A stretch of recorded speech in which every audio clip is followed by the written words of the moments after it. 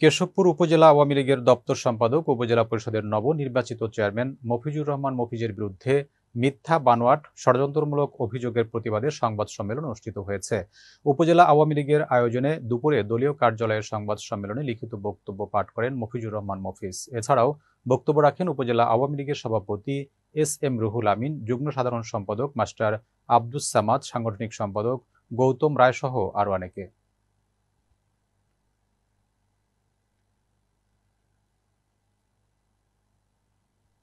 ফরিদপুরের সদরপুর উপজেলার ৭.৫ বাজারে পূর্বশত্রুতার জের ধরে বণিক স্টোর নামে এক ব্যবসা প্রতিষ্ঠানের সামনে ৩ ট্রাক কাদামাটি ফেলে অবরুদ্ধ করে রাখার অভিযোগ উঠেছে। জানা গেছে, সংখ্যালঘু অসীম বণিকের দোকানের সামনে ফারুক বিশ্বাসের নেতৃত্বে একদল দুষ্কৃতিকারী মাটি ফেলে তাদের দোকানপাট উচ্ছেদ করার পায়তারা করছে। দোকানের সামনে মাটি ফেলার কারণে ব্যবসায়িক ক্ষতিসহ বাজারের প্রধান সড়কে ব্যাপক যানজটের সৃষ্টি হয়েছে। খবর পেয়ে সদরপুর থানা পুলিশ ঘটনাস্থল পরিদর্শন করে যানজট নিরসন করেন এবং ঘটনার সাথে জড়িতদের বিরুদ্ধে আইনগত ব্যবস্থা গ্রহণ করবেন বলে আশ্বাস দেন।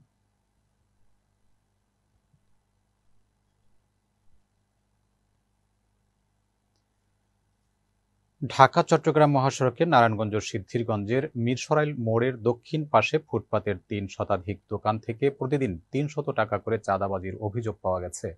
নাম প্রকাশ না করার শর্তে একাধিক দোকানদার বলেন, আমরা গরিব মানুষ, তাই ফুটপাতে দোকান বসিয়ে সংসার চালাতে হয়। ছেলেমেয়েদের লেখাপড়া করানো সহ সবকিছুই এখান থেকে চালাতে হয়। জীবন চালানোর তাগিদে যে যাই বলে শুনতে হয়। এ সুযোগকে কাজে লাগিয়ে অনেকেই ফায়দা লুটছে। তারা আরও বলেন, সড়ক ও জনপথ বিভাগ, হাইওয়ে পুলিশ সহ প্রশাসনকে ম্যানেজ করার কথা বলে প্রতিদিন প্রতিটি দোকান থেকে ৩০০ টাকা করে চাঁদা আদায় করা হয়।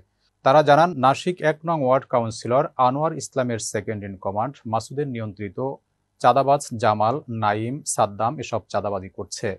এ ব্যাপারে শিমরাইল হাইওয়ে পুলিশ বক্সের টিআই প্রশাসন শরফুদ্দিনের সাথে কথা হলে তিনি বলেন, চাঁদাবাজির ব্যাপারে আমি কিছু জানি না। আমরা মাঝে মধ্যে অভিযান চালিয়ে ফুটপাত থেকে দোকান উচ্ছেদ করি। আমাদের অভিযান অব্যাহত থাকবে।